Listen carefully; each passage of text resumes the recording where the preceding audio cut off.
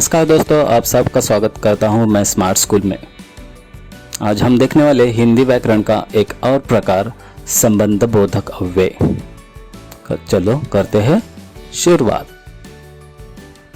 संबंध बोधक अव्यय वाक्य में दो संज्ञा या सर्वनाम के बीच में संबंध दर्शाने वाले अव्यय शब्द को संबंध बोधक अव्यय कहते हैं। वाक्य में दो संज्ञा या सर्वनाम के बीच संबंध दर्शाने वाले अव्यय शब्द को संबंध बोधक अव्यय कहते हैं। संबंध बोधक अव्यय के उदाहरण है के सामने, के ऊपर, से दूर, के कारण, के पास, के आगे, के ओर, के लिए, के साथ, की जगह, के अनुसार आदि। अभी वाक्य देखते हैं। मैदान के सामने एक फूलबाग है। गर्मी के कारण लोग पेड़ के नीचे आराम कर रहे हैं। घर के अंदर पिताजी बैठे हैं। तो इन तीनों वाक्य में के सामने, के कारण और के अंदर ये सारे संबंध बोधक अव्यय के उदाहरण है। संबंध बोधक अव्यय के बारे में और जानकारी लेते हैं। जैसे संबंध बोधक अव्यय एक अभिकारी शब्द है। अभिकारी मतलब इस शब्द के रूप में लिंग, वचन, पुरुष या कारक किसी के कारण भी इस शब्द में परिवर्तन या बदल नहीं होता है, इसीलिए इसे अभिकारी शब्द कहते हैं, मतलब न बदलने वाले। संबंध बोधक अव्यय का शब्द संज्ञा या सर्वनाम के बाद आता है। इस शब्द का उपयोग संज्ञा या सर्वनाम के बाद आता है। कुछ संबंध बोधक अव्यय शब्द स्थानवाचक क्रिया विशेषण की तरह भी प्रयुक्त होते हैं। शब्द भेद में संबंध बोधक अव्यय शब्द का 5वां भेद है। चलो आगे देखते हैं इसके प्रकार। संबंध बोधक अव्यय के प्रकार या संबंध बोधक अव्यय के भेद। तो इसके कुल 12 प्रकार है। पहला प्रकार है कालवाचक संबंध बोधक अव्यय। दूसरा है स्थानवाचक संबंध बोधक अव्यय। तीसरा है दिशाबोधक संबंध बोधक अव्यय। विरोध सूचक संबंध बोधक अव्यय। 5वां है समानता सूचक संबंध बोधक अव्यय। 6th है साधनवाचक संबंध बोधक अव्यय। 7वां प्रकार है हेतुवाचक संबंध बोधक अव्यय। कारणवाचक संबंध बोधक अव्यय। सीमावाचक संबंध बोधक अव्यय। 10वां है विषयवाचक संबंध बोधक अव्यय। 11वां है संग्रहवाचक संबंध बोधक अव्यय और 12वां है सहचर सूचक संबंध बोधक अव्यय। तो इस तरह से 12 के प्रकार सभी हम विस्तार से देखते हैं और उसके व्याख्या और उसके वाक्य भी हम देखते हैं। तो पहला प्रकार देखते हैं कालवाचक संबंध बोधक अव्यय। काल मतलब समय। जिन संबंध बोधक अव्यय शब्द से समय या काल का बोध होता है उसे कालवाचक संबंध बोधक अव्यय कहते हैं। एकदम साधारण व्याख्या है, शब्द में ही उसका अर्थ है। काल मतलब समय। तो आगे, पीछे, पहले, बाद, पश्चात, उपरांत, तो ये सारे शब्द कालवाचक संबंध बोधक अव्यय के उदाहरण हैं। जैसे वाक्य में पिताजी के पीछे हम खड़े हैं। वेदांती के बाद कोई बाहर नहीं गया, तो ये समय दर्शाता है। उसके बाद कोई नहीं गया। हर्षल के पश्चात नील पहुंच गया, तो उसके पश्चात। तो यहाँ पे के पीछे, बाद और के पश्चात ये सारे शब्द कालवाचक संबंध बोधक अव्यय के उदाहरण है। दूसरा प्रकार है स्थानवाचक संबंध बोधक अव्यय। अभी स्थान दर्शाता है। जिन संबंध बोधक अव्यय शब्द से स्थान यानी जगह का बोध होता है उसे स्थानवाचक संबंध बोधक अव्यय कहते हैं। जैसे आगे, पीछे, सामने, ऊपर, नीचे, बगल, निकट, पास, बाहर, भीतर आदि। तो ये सारे शब्द स्थान दर्शाते। कहाँ पे खड़े? मेरे बगल में मनोज बैठा था, तो यहाँ पे बगल। मंदिर के पास 2 बच्चे बैठे थे, तो पास। मेरे घर के सामने, तो यहाँ पे घर के सामने पाठशाला है। मेरी कार घर के निकट खड़ी थी, तो के निकट। तो ये सारे शब्द बगल में, के पास, के सामने, के निकट, ये सारे शब्द स्थानवाचक संबंध बोधक अव्यय के उदाहरण है। तीसरा प्रकार देखते हैं दिशावाचक संबंध बोधक अव्यय। अभी ये दिशा दर्शाता है। जिन संबंध बोधक अव्यय शब्द से दिशा का बोध होता है उसे हम दिशावाचक संबंध बोधक अव्यय कहते हैं। उदाहरण है निकट, समीप, और, सामने, तरफ, प्रति आदि। तो ये सारे दिशावाचक संबंध बोधक अव्यय के उदाहरण है। उसके वाक्य देखते हैं, मंजिल की ओर देखो और अपना काम करो। तो ये और, जहाज की तरफ कम लहरें है। तो तरफ, तो ये दिशा दर्शाता है। बगीचे के समीप एक मंदिर है। तो ये समीप मतलब उस तरफ। तो ये सारे उपरोक्त वाक्यों में की ओर, तरफ, के समीप, ये सारे शब्द जो है वो दिशावाचक संबंधबोधक अव्यय के उदाहरण है। चौथा प्रकार देखते हैं विरोध सूचक संबंधबोधक अव्यय। अभी विरोध दर्शाने वाले। जिन संबंधबोधक अव्यय शब्द से वाक्य में विरोध दर्शाया जाता है उसे विरोध सूचक संबंधबोधक अव्यय कहते हैं। उदाहरण है विरुद्ध, उल्टा, प्रतिकूल, विपरीत आदि। तो उसके वाक्य भी देखते हैं। भावी अन्याय के विरुद्ध आवाज उठाती है। तो यहाँ पे के विरुद्ध। रुद्र के विपरीत ही नील करता है। विपरीत मतलब उसके उल्टा। समाज के प्रतिकूल कुछ मत करो। तो प्रतिकूल मतलब उसके विरुद्ध। तो ये सारे शब्द उपरोक्त वाक्य में विरुद्ध, विपरीत और प्रतिकूल यह विरोध सूचक संबंधबोधक अव्यय के उदाहरण है। पांचवा प्रकार है समता सूचक संबंधबोधक अव्यय। अभी समता दिखाते हैं, समानता। जिन संबंधबोधक अव्यय शब्द से वाक्य में समानता दर्शाई जाती है उसे समता सूचक संबंधबोधक अव्यय कहते हैं। उसके उदाहरण देखते हैं। समान, जैसा, वैसा, अनुसार, सामान्य, तुल्य, तरह, सदृश आदि।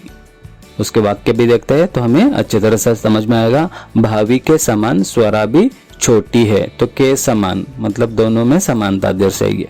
वेदांती के जैसे तन्मयी भी 7वीं कक्षा में है। तो अभी दोनों ही 7वीं कक्षा में। नियमों के अनुसार यह सही है। तो के अनुसार। तो ये सारे शब्द के समान, के जैसे, के अनुसार यह समानता सूचक संबंधबोधक अव्यय के उदाहरण है। छठवां प्रकार देखते हैं साधनवाचक संबंधबोधक अव्यय। साधन कोई जरिया। जिन संबंधबोधक अव्यय शब्द से साधन या जरिया का बोध होता है उसे साधनवाचक संबंधबोधक अव्यय कहते हैं। उसके उदाहरण देखते हैं। निमित्त, माध्यम, जरिए, द्वारा, सहारे, मार्फत आदि सारे। उसके वाक्य भी देखते हैं। हर्ष मित्र के सहारे ही हिम्मत करता है। तो ये सहारे। स्वरा के निमित्त से त्विषा खेलने जाती है। तो ये उसका निमित्त है। वेदांती के जरिए भाभी अपनी पढ़ाई कराती है। तो ये सारे शब्द क्या है? के सहारे, के निमित्त, के जरिए, ये सारे साधनवाचक संबंधबोधक अव्यय है। मतलब किसी के सहारे, किसी के जरिए ये क्रिया करने का बोध दर्शाते हैं। सातवां प्रकार है हेतुवाचक संबंधबोधक अव्यय। कोई तो हेतु है। जिन संबंधबोधक अव्यय शब्द से वाक्य में हेतु का बोध होता है उसे हेतुवाचक संबंधबोधक अव्यय कहते हैं। बिना, अथवा, रहित, सिवा, अतिरिक्त आदि ये सारे उदाहरण है। वाक्य देखते हैं। आकाश के बिना यह काम नहीं हो सकता। तो यहाँ पे के बिना। आशीष के सिवा टीम अधूरी है। तो सिवा। नील के अतिरिक्त ये कोई नहीं कर सकता। तो मतलब वही है जो ये काम कर सकता है। तो यहाँ पे उसका हेतु दर्शाया हुआ है। तो उपरोक्त वाक्य में के बिना, के सिवा और के अतिरिक्त ये सारे हेतुवाचक संबंधबोधक अव्यय के उदाहरण है। आठवां प्रकार देखते हैं कारणवाचक संबंधबोधक अव्यय। अभी कुछ कारण है। जिन संबंधबोधक अव्यय शब्द से वाक्य में किसी कारण के दर्शाने का या कारण दर्शाया जाता है उसे कारणवाचक संबंधबोधक अव्यय कहते हैं। उसके उदाहरण है कारण, हेतु, वास्ते, निमित्त, खातिर आदि। वाक्य भी देखते हैं। अपने कर्मों के कारण ही हमें शिक्षा मिलती है। तो इस कारण ये होता है। भावी के वास्ते हमने बस छोड़ दी। तो वास्ते। रुद्र के खातिर स्वरा ने नृत्य किया। तो यहाँ पे खातिर। तो उपरोक्त वाक्य में के कारण, के वास्ते और के खातिर ये सारे कारणवाचक संबंधबोधक अव्यय के उदाहरण है। 9वां प्रकार देखते हैं सीमावाचक संबंधबोधक अव्यय। कोई तो सीमा है वहां पे। जिन संबंधबोधक अव्यय शब्द से वाक्य में किसी सीमा या दायरा, कोई सीमित कक्षा का बोध होता है उसे हम सीमावाचक संबंधबोधक अव्यय कहते हैं। उदाहरण है उसके, आपके अधिकारियों का दायरा यहाँ समाप्त होता है, मतलब आपकी जो कक्षा है, आपकी जो सीमा है यहाँ पे समाप्त हो रही है। पहाड़ पर्यंत यह जमीन हमारी है, तो ये पहाड़ तक, तो यह पर्यंत ये जमीन हमारी है। चित्र में केस मात्र भी फर्क नहीं है। तो उपरोक्त वाक्य में दायरा, पर्यंत, मात्र ये सारे सीमावाचक संबंधबोधक अव्यय के उदाहरण है। 10वां प्रकार देखते हैं विषयवाचक संबंधबोधक अव्यय। तो जिन संबंधबोधक अव्यय शब्द से वाक्य में किसी विषय, संदर्भ दर्शाया जाता है उसे विषयवाचक संबंधबोधक अव्यय कहते हैं। उदाहरण है विषय, बारे में, बाबत, लेख आदि। वाक्य भी देखते हैं उसके, पैसों के विषय बात हो रही है, तो ये किसके विषय की बात हो रही है? पैसों के विषय। कहानी बाबत चर्चा हो रही है, तो किसी के विषय में। विषय, बाबत, बारे में यह संबंध विषयवाचक संबंधबोधक अव्यय के उदाहरण है।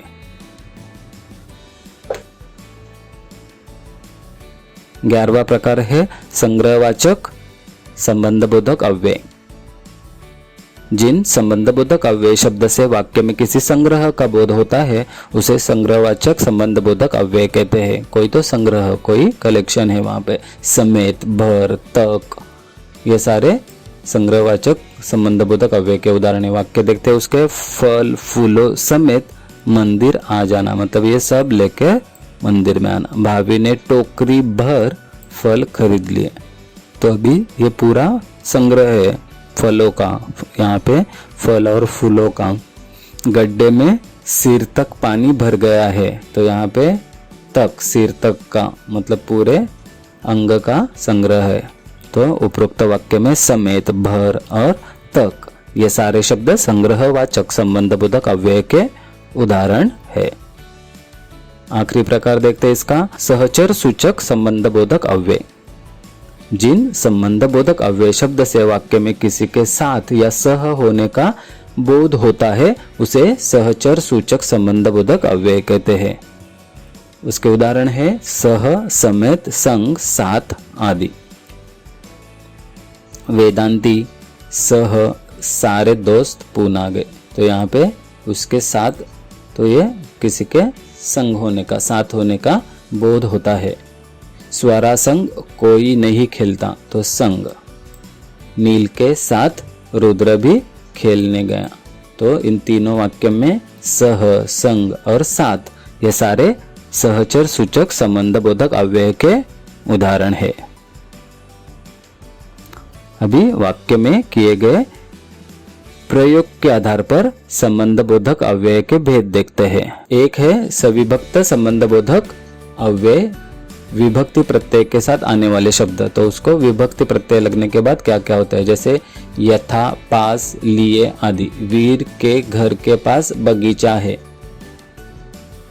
दूसरा प्रकार है इसमें निर्विभक्तिक संबंधबोधक अव्यय, तो विभक्ति प्रत्यय के बिना आने वाले शब्द, मतलब यहाँ पे विभक्ति प्रत्यय लगा है, रहित, सह, सहित। तीसरा प्रकार है उभय विभक्ति संबंधबोधक अव्यय। उभय मतलब दोनों, विभक्ति प्रत्यय के साथ या बिना दोनों में आने वाले शब्द को उभय विभक्ति संबंधबोधक अव्यय कहते हैं। तो उसके उदाहरण क्या है, द्वारा, बिना, तो यह पुस्तक वेदांती के द्वारा लिखा गया है। अभी क्रिया विशेषण और संबंधबोधक अव्यय में फर्क, तो क्रिया विशेषण और संबंधबोधक अव्यय इन दोनों में फर्क क्या होता है, तो वो देखते हैं। शब्द का प्रयोग संज्ञा या सर्वनाम के साथ होता है तो वे संबंधबोधक अव्यय होते हैं, मतलब जिस शब्द का प्रयोग संज्ञा या सर्वनाम के साथ होता है तो उसे हम संबंधबोधक अव्यय कहते हैं। लेकिन जिस शब्द का प्रयोग क्रिया की विशेषता दर्शाने के लिए करते हैं वे क्रिया विशेषण अव्यय होते हैं। तो क्रिया विशेषण अव्यय किसे कहते हैं, क्रिया की विशेषता दर्शाने वाले शब्द को। अभी उदाहरण देखते हैं, बाहर निकलो, तो ये बाहर निकलो, तो यहाँ पे क्रिया विशेषण अव्यय है, मतलब क्रिया कौन सी है, निकलने की, लेकिन कहाँ पे निकल रहे हैं, बाहर, तो ये क्रिया की विशेषता बताइए।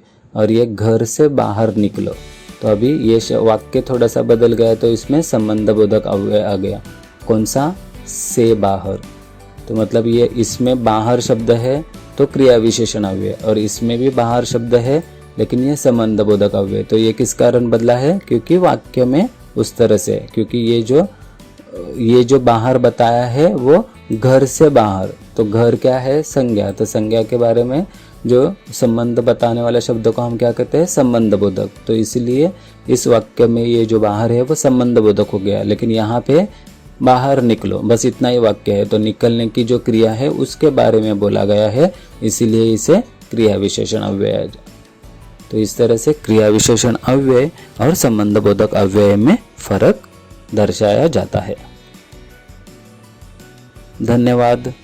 तो इस तरह से आज हमने संबंध बोधक अव्यय क्या होता है और उसके प्रकार क्या है, उसके उप प्रकार क्या है, और क्रिया विशेषण अव्यय के साथ उसका फर्क क्या है वो भी हमने देख लिया और समझ लिया।